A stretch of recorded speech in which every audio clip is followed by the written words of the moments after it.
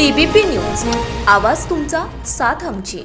भाजप सरकारच्या काळातील गौड बंगाल माहिती अधिकारात उघड शिवस्मारकाच्या कामासाठी आज अखेर एकूण मंजूर रकमेपैकी तब्बल 2573.32 लाख रुपये खर्च करण्यात आले असून या भ्रष्ट कामाची लवकरच राज्य सरकारमार्फत चौकशी करण्याची मागणी करणार असल्याचे नितीन यादव यांनी सांगितले आहे। भाजपाने मोठा गाजावाजा करत नरेंद्र मोदींच्या हस्ते भूमिपूजन केलेल्या शिवस्मारकाची साधी वीटही न उभारता कोट्यवधी रुपयांचा खर्च केल्याचं समोर आलं। विशेष म्हणजे 2581 कोटी रुपयांच्या या कामाची किंमत सुधारित प्रशासकीय मान्यतेने 3643 कोटी इतकी करण्यात आल्याचंही उघड झालं। बारामती येथील माहिती अधिकार कार्यकर्ते नितीन यादव यांनी याबाबत माहिती मिळवली आहे।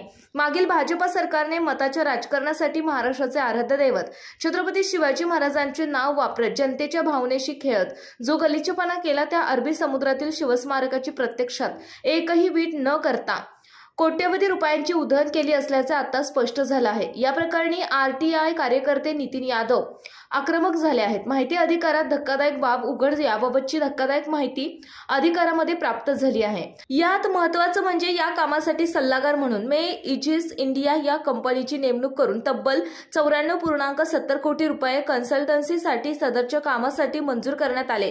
इतकेच नाही तर हे जे काम आहे ते दिनांक 28/6/2018 रोजी 2581 कोटी रुपयांना L&T या कंपनीस देण्यात आले होते। यानंतर या कामाची पुन्हा रक्कम वाढवत सदरील काम 3643.78 कोटी रुपयांवर सुधारित प्रशासकीय मान्यता देत 19/12/2018 रोजी देण्यात आले। सुधारित प्रशासकीय मान्यतेने तब्बल 1062 कोटी रुपयांची वाढ या कामात करण्यात आली असून हे धक्कादायक आहे।